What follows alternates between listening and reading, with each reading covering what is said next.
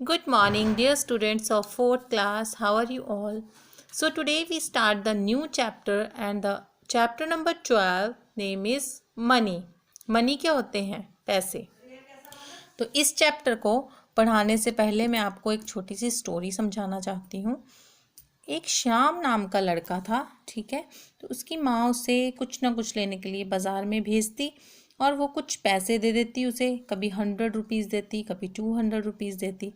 वो बाज़ार से सामान तो लाता, लेकिन क्योंकि उसे अच्छे से काउंट करना नहीं आता था, इसलिए हमेशा ही धोखा खा जाता। जब भी वो जितने भी माँ को पैसे वापस करता तो पता चलता कि वो कम ही लेकर आता। तो इसके लिए क्या किया, उसकी माँ ने उसे अच्छे से सारे नोट्स के बारे में बताया, कॉइन्स के बारे में बताया कि कौन सा कॉइन कितने प्राइस का होता है, और इस तरह से उसने सीखा कि हम एडिशन कैसे करते हैं। आप सबको भी एडिशन अच्छे से आती है, ठीक है। तो मैं भी आपको कॉइन्स बताती हूँ। ये देखो, ये है 1 का कॉइन, ठीक है। ये भी 1 का है। ये है 2 का कॉइन जिसमें 2 लिखा है। ये देखो, सबने देखे होंगे कॉइन्स। ये है 10 का कॉइन और ये है 5 का कॉइन। उसी तरह हमारे नोट्स कैसे हैं, 10 का नोट, 50 का नोट, 100 का नया नोट, 100 का पुराना नोट, 200 का नोट, 500 का नोट और 2000 का नोट लंबा, ठीक है। तो ये सारे नोट्स जो होते हैं, अगर हम इनको इकट्ठे कर लें तो हमें काउंट करने होते हैं कि कितने पैसे बन गए, ठीक है। बहुत ईजी होता है। हम देखेंगे कि कितने नोट है। 2000 का 1 है तो 2000, उसमें हमने 500 का नोट ऐड किया, 2500 हो गए। और फिर 200 का नोट किया, 2500, 26, 2700 हो गए। फिर 2800 हो गए, फिर 2900 हो गए, और ये हो गए 2950 रुपीज़, 2960 रुपीज़। और अगर हमें कॉइन भी काउंट करने हैं तो ये 10 का है, 10, 20, 25, 30, 32, 33, 34 एंड 135। तो इस तरह से हम काउंटिंग करते हैं कॉइन्स की। जितने भी नंबर लिखे होते हैं उस कॉइन के ऊपर, वो उसका प्राइस होता है। तो यही करना है हमने एक्सरसाइज 12.1 में। ये देखो, फाइंड द टोटल अमाउंट। तो हमारा फर्स्ट क्वेश्चन है, उसको पहले ध्यान से देखें कि हमारे पास कितनी मनी है। 4 नोट्स ऑफ 1000, ठीक है। जो पहले वाले 1000 के नोट्स होते थे, क्योंकि ये बुक जो है ये उस हिसाब से बनाई गई है। 1000 के 4 नोट्स हैं, 500 के 3 नोट्स हैं, 50 के 8 नोट्स हैं और 10 रुपीज़ के 6 कॉइन्स हैं। तो अब हमें इन सबको प्लस करना है। तो बहुत इजी है। एक तरफ हम लिखेंगे डिनोमिनेशन। डिनोमिनेशन मतलब होता है कि किस प्राइस का नोट है।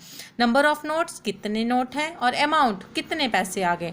तो पहले 1000 के नोट्स हैं 4, तो 1000 मल्टीप्लाई बाय 4, 1000, 4 1 ज़ा 4 और आगे 3 0, ठीक है। 4000 हो गया। 500 के 3 नोट्स हैं तो 5 3 ज़ा 15 और साथ में 2 0, मल्टीप्लाई करना है सिंपली। 50 के 8 नोट हैं तो 8 5 ज़ा 40 और 0 लगा दिया, 400 हो गया।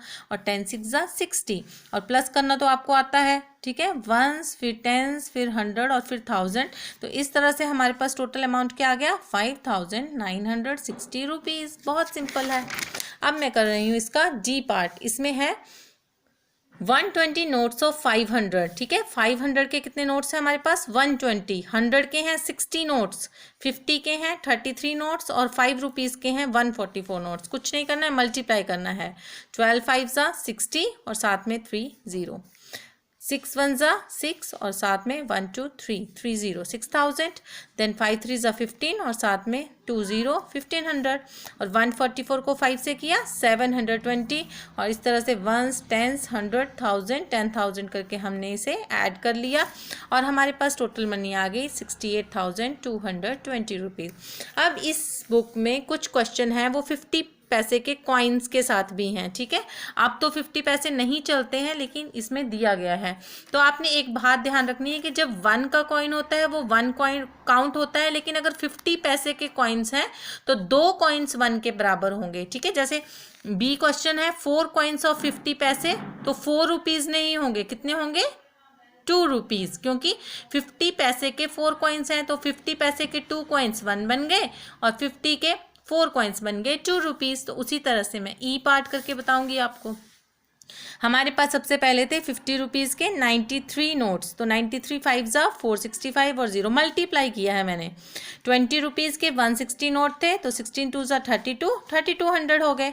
10 रुपीज़ के 95 नोट्स थे, तो 950 हो गए।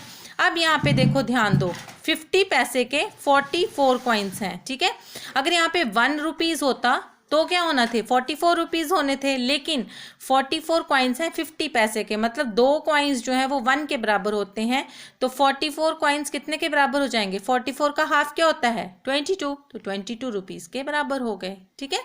50 पैसे के 44 कॉइन्स जो हैं वो 22 रुपीज़ के बराबर आ गए। तो इस तरह से हमने प्लस कर दिया, 1s, 10s, 100, 1000 and our answer will be 8822। अब आपने इसके बी और सी लेफ्ट पार्ट जो है ये करने हैं और मुझे सेंड करने हैं कि आपने किस तरह से किए हैं। Okay, that's it for today. Thank you and have a nice day students of 4th class.